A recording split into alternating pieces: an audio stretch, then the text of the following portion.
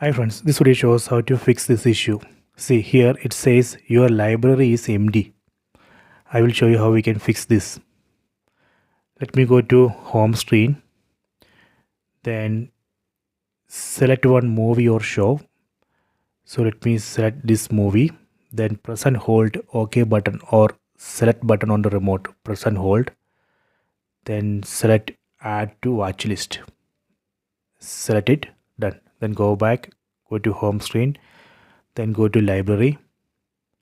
See, now we can see under library we can find watch list. See, so this way we can remove that message your library is empty.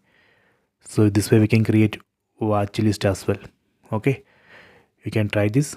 If you want to delete item from this watch list, you can again select here, then press and hold OK button on the remote. Then you can unselect this option, watch listed. That way you can delete that item from the watch list. See, now this is again empty. It says your library is empty. Okay, you can try this. I hope you have enjoyed this video. Please subscribe this channel. Please like and share the video.